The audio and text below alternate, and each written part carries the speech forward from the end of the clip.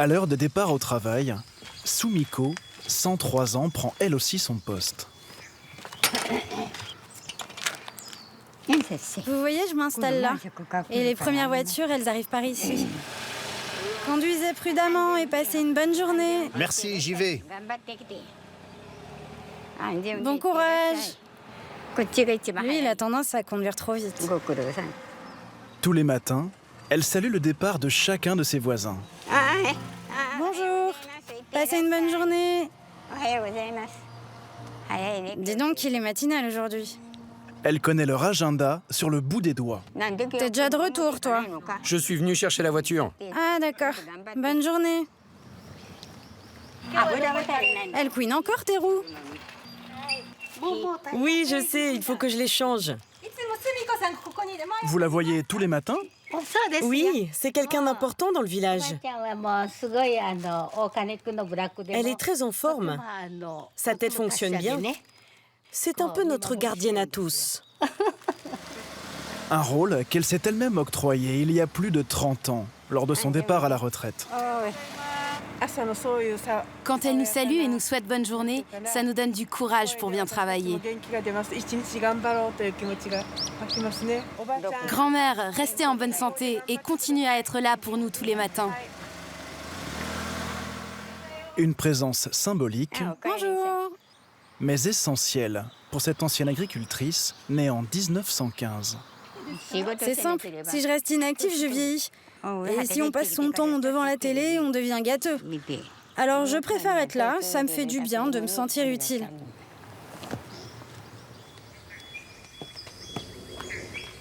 À 103 ans, Sumiko continue aussi de pratiquer les exercices d'étirement qu'elle a appris quand elle était écolière. Une vitalité qui ne surprend personne ici.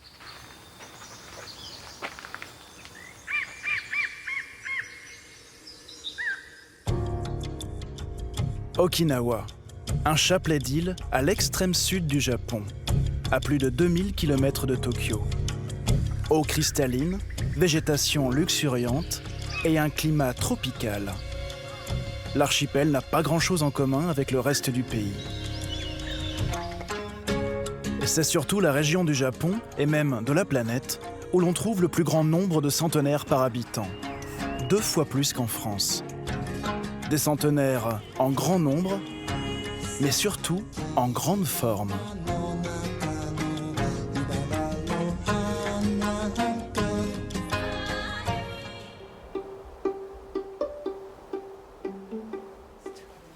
À 100 ans tout rond, Taira Toshiko n'a toujours pas l'intention de partir à la retraite.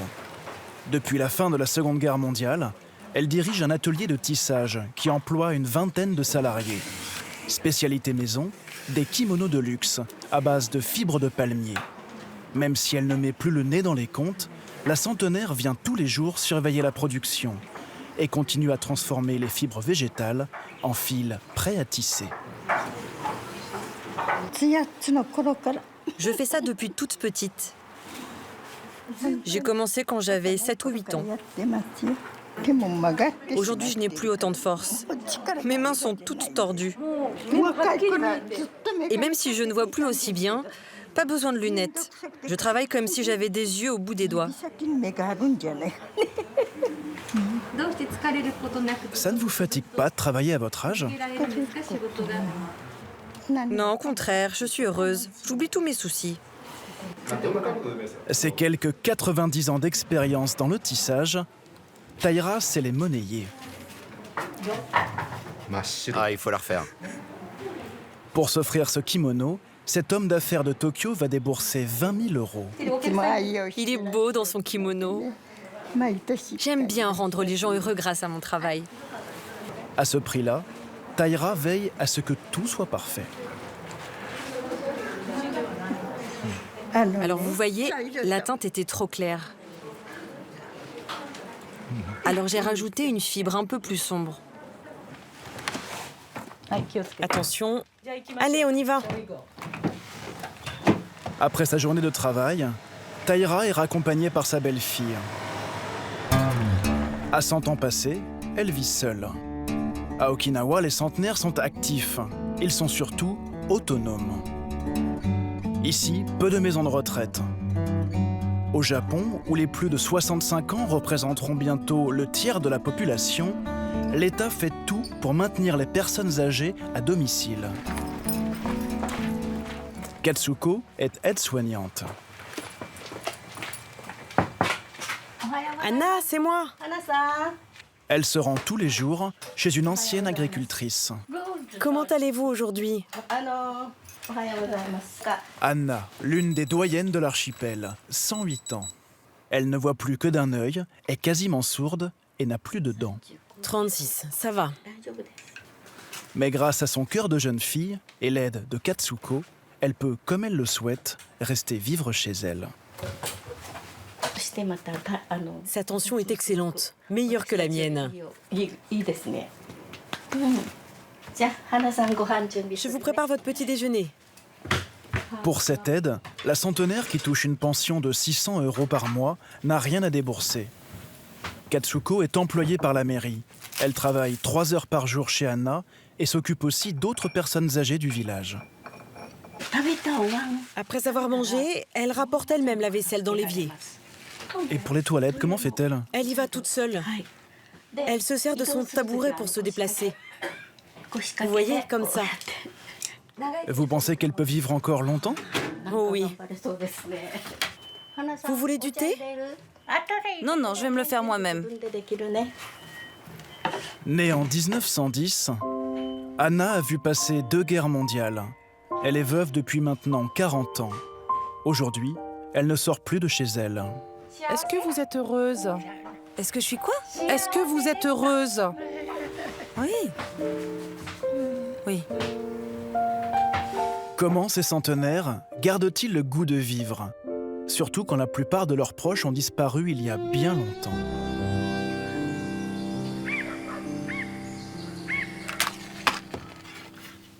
Sumiko, elle, a perdu l'un de ses fils, emporté par un cancer. Et son mari est décédé d'une crise cardiaque, alors qu'il avait seulement 88 ans. Faites que toute la famille se porte en bonne santé. Mais grâce à ce petit hôtel installé dans son salon, elle a un peu l'impression de vivre toujours avec eux. Faites que personne n'ait d'accident et que la récolte soit bonne. Elle prie pour eux et leur parle tous les jours. Quoi que je fasse, je me dis que mon mari et mon fils m'observent. Là, par exemple, je suis sûre que ça les fait rire de m'entendre vous raconter ma vie.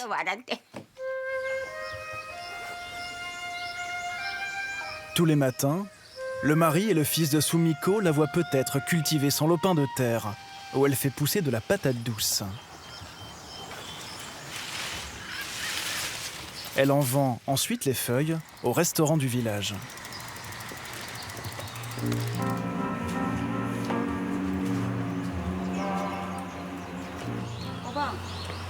Bonjour. Ah, merci.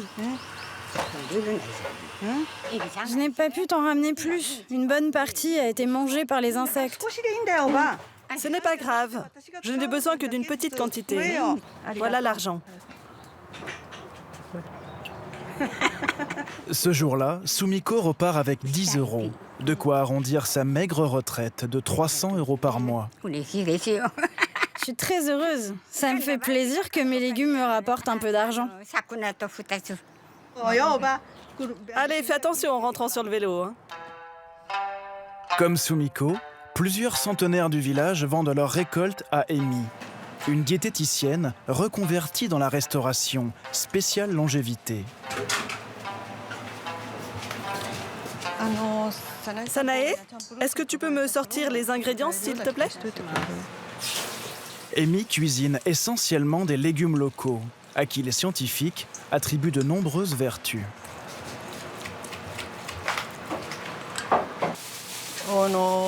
C'est antioxydant. Ça purifie le sang et ça ralentit le vieillissement. Il y a les feuilles de patate douce de Sumiko, ou bien encore ce concombre, omniprésent dans la cuisine locale. Ça, c'est du Goya. Un concombre riche en vitamine C et minéraux. Amy propose à ses clients ce qu'elle appelle le menu des centenaires, 15 €. Certains viennent de très loin pour y goûter. Oh, ça a l'air bon. La photo, c'est pour mon blog. Je partage toute la nourriture que je découvre ici avec le reste du monde. Elle est diététicienne, lui avocat. Ils sont australiens. Ça, c'est du bambou. C'est moi qui l'ai cueilli dans la montagne. L'important, c'est que les légumes soient très frais. Il faut les cuisiner le plus vite possible, avant que les vitamines ne disparaissent. Des nouilles aux algues, du riz, des herbes fraîches, du tofu, mais aussi un peu de poisson et même du porc. Le tout cuisiné avec le moins de matière grasse et de sel possible. C'est vinaigré. C'est vraiment délicieux. Tiens, je reprends des algues. C'est encore meilleur que ce que j'imaginais. Vraiment. Et regardez le dessert. C'est servi en toute petite quantité. À la place de se baigner à la confiture d'agrumes, dans un restaurant normal, on aurait une énorme part de gâteau au chocolat. Là, c'est juste une petite douceur pour finir le repas, sans exploser le compteur calorique. Surtout ne pas trop manger. Une habitude qu'on appelle ici hara hashibu, littéralement rester sur sa faim, pour favoriser la digestion et rester mince. Oh, merci beaucoup. Selon les scientifiques, ce régime alimentaire serait l'une des clés de la longévité. À l'université d'Okinawa, le docteur Suzuki, un petit jeune de 85 ans, a consacré sa vie à percer les secrets de l'endurance des habitants de ces îles. Lui, sur cette photo, il avait 102 ans. En 50 ans, il a disséqué le comportement de plus d'1 millier de centenaires. Vous voyez, j'étudie entre autres l'alimentation, la capacité à se déplacer, à s'habiller, l'ouïe, la vision et la faculté à exprimer ses idées.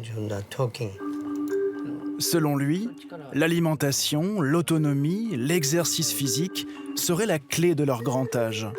Un savoir-vivre et vieillir qui serait pourtant sur le point de disparaître.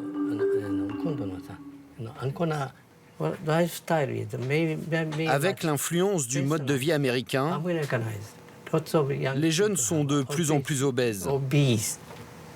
Il y a désormais chez eux des problèmes de diabète, d'hypertension ou même encore d'apoplexie. Ils vont avoir de plus en plus de problèmes cardiovasculaires. À la cantine, si vous servez un légume comme le goya, personne ne va y toucher. Ils vont trouver ça trop amer. Ils diront « moi je ne peux pas manger ça ». Alors qu'ils vont se jeter sur un hamburger. Il y a un important travail d'éducation à faire. Un travail qui s'annonce compliqué. Tant désormais, le long des routes de l'archipel, les tentations de l'alimentation à l'américaine sont nombreuses. Plus que jamais, les centenaires deviennent une classe d'âge en voie de disparition. Un trésor à défendre, à honorer. Dans le village d'Ogimi, qui ne compte pas moins de 10 centenaires pour 3000 habitants, le maire, M. Norimitsu, rend visite personnellement une fois par an à chacun d'entre eux.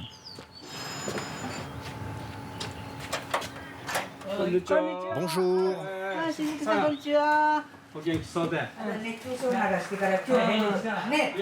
Comme l'écrasante majorité des centenaires de l'île, M. Tamaki était agriculteur. Il a aujourd'hui 102 ans.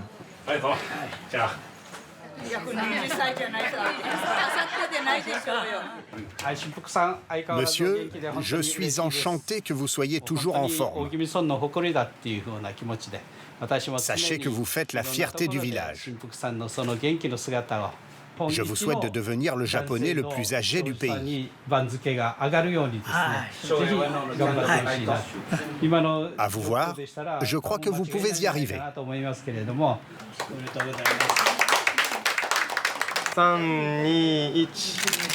Merci de m'avoir rendu visite. Dans la maison voisine, Mineko et Zuko, 90 ans tous les deux, et 70 ans de mariage. Et on se fait une autre photo? T'exagères.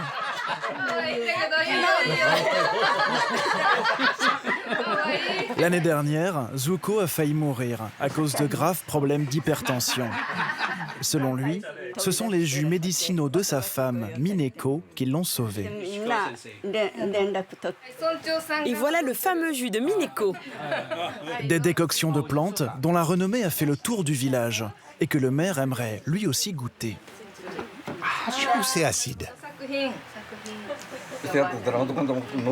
Le secret des plantes, Mineko l'a appris ici, dans le jardin familial, avec sa grand-mère.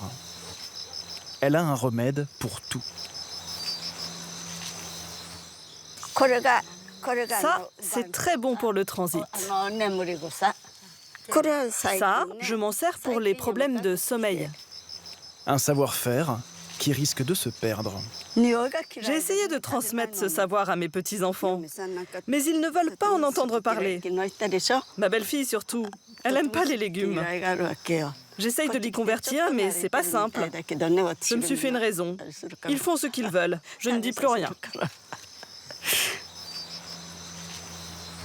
À défaut de transmettre ses élixirs de longévité, Mineko veut alerter les jeunes générations sur les dangers qui pèsent sur le monde. Et pour cela, à 90 ans, elle continue à protester. Aujourd'hui, elle a demandé à une voisine de les conduire à une manifestation antimilitariste. Je suis contente de sortir. Manifester, je connais. Ça ne fait pas peur. Pareil pour la police. J'y suis habituée. Ce qui révolte Mineko, c'est l'extension de la base américaine présente sur l'île depuis la fin de la Seconde Guerre mondiale. Une base où transiterait l'arme nucléaire. Insupportable pour elle qui avait 15 ans au moment des bombardements d'Hiroshima et de Nagasaki. Ah, vous arrivez juste à temps. On est en train de se préparer. Merci d'être venu. On a eu un accident. On n'a plus de voiture. Du coup, c'est plus difficile de venir ces derniers temps. Tous les jours, plus de 300 camions entrent sur le chantier. Une poignée d'activistes se relaient pour leur bloquer l'accès. L'affrontement avec la police est parfois violent. Alors, pour éviter les blessures, les manifestants s'échauffent.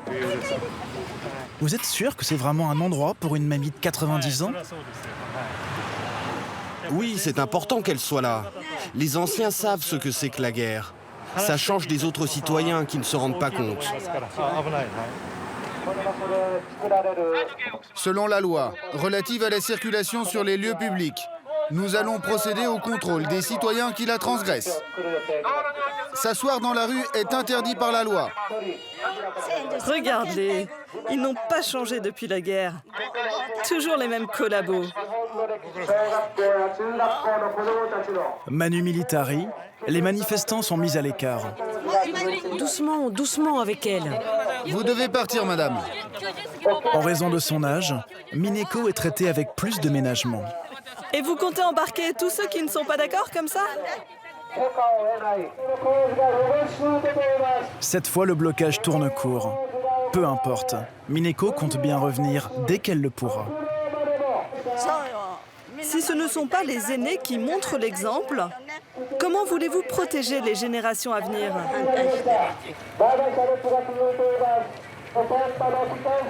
Tous les centenaires ne sont pas aussi politisés. En revanche, tous, à leur manière, célèbrent la vie et le bonheur de vivre.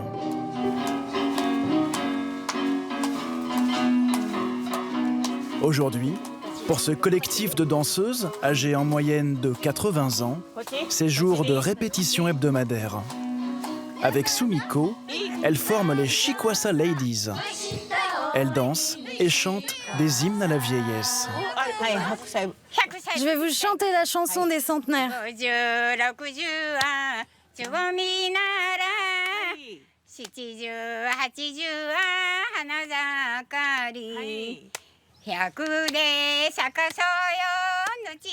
Comme si, passé 100 ans, on entrait dans la fleur de l'âge. Est-ce que vous avez peur de la mort?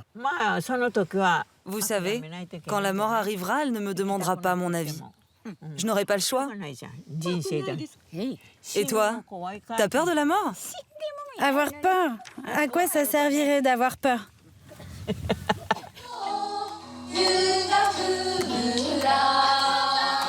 Vivre au jour le jour, l'ultime secret des 600 centenaires d'Okinawa.